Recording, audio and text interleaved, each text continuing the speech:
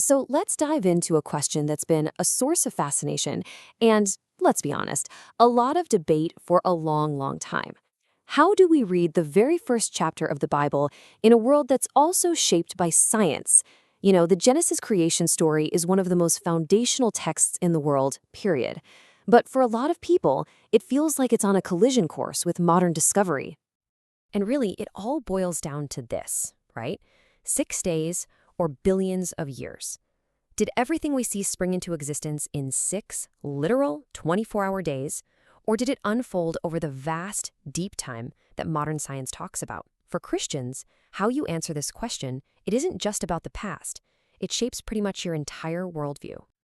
And you've got to understand, for believers, this isn't just some old origin story they read once. It's the bedrock. It's the starting point for their entire theology. It sets the stage for everything that comes after. We're talking sin, salvation, and the very nature of God himself. So here's how we're going to unpack all of this. First, we'll get into exactly why this story is so foundational. Then we'll jump into the two main camps, the literal reading and the more symbolic readings. And this is the really interesting part, we're going to look at the surprising truths that actually bring them all together. Okay, so let's start with that big picture. Why does this ancient text still have so much weight today? Well, because the way you interpret these first few pages of the Bible creates a kind of ripple effect. It touches almost every single other part of Christian belief. So for many, getting the beginning right is absolutely crucial for understanding the rest of the story. I mean, think about it. Genesis lays the entire foundation. It defines God as this powerful, intentional creator. It shapes our understanding of humanity's special place in the world. It's also the starting point for tackling that huge question of where evil and suffering come from. And ultimately, it provides a real basis for hope, a hope for a restored creation. All right, let's start on one side of the spectrum. This is the literal reading. And this approach does exactly what it sounds like. It treats Genesis chapter 1 as a straightforward, historical play-by-play of exactly what happened at the dawn of time. This view is known as Young Earth Creationism, or YEC for short, and proponents have a really specific argument. They point out that the Hebrew word for day, which is yom, whenever it's used with a number, like the first day, or with the phrase evening and morning, almost every other time in the Bible, it just means a regular 24-hour day. So for them, it's simple. 6 days means 6 days. Now, here's where it gets really fascinating. This literal reading implies a very specific age for the Earth. By literally tracing the genealogies listed in the Bible, the family trees from Adam onward, young Earth creationists calculate that all of creation is only somewhere between 6,000 and 10,000 years old. And that, of course, puts it in direct opposition to the scientific consensus of deep time, which clocks the Earth's age in billions of years. Okay, so that's one end of the spectrum. Now let's walk all the way over to the other side.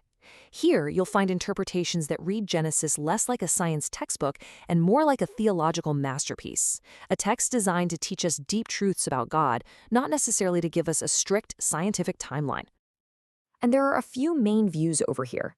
First, you've got the day-age theory. This suggests each day in Genesis actually stands for a very long period of time, like a geological age. It's a way of lining up the biblical story with the scientific timeline. Then there's the framework hypothesis, which says the 6 days aren't a timeline at all, but a literary structure, a way to group God's actions thematically. And finally, theistic evolution, which sees the story as a theological narrative about God's purpose. But here's the key. Notice they all agree on the Earth's age. They all work with an ancient Earth, which aligns with modern science. Let's just zoom in on that last one, theistic evolution, because it's a big one. This view really tries to fully integrate modern science with faith. The idea here isn't that evolution happened instead of God, but that the incredibly complex process of evolution was the very tool God used to bring about all the amazing life we see today. Okay, so at this point, it feels like these views are just worlds apart, doesn't it? A 6,000-year-old Earth versus a 4.5 billion-year-old one. But, and this is what's so cool, if you pull back from the how and the when, you start to see these profound theological truths that actually unite almost all of these different Christian interpretations. And right at the center of it all is this incredibly important concept, the Imago Dei, which is Latin for the image of God. This is the idea that human beings are unique. We're special in creation because we reflect God's own nature. Now, this isn't about looking like God physically, it's about our capacity for things like reason, creativity, morality, and relationship. It's where our unique dignity and value come from.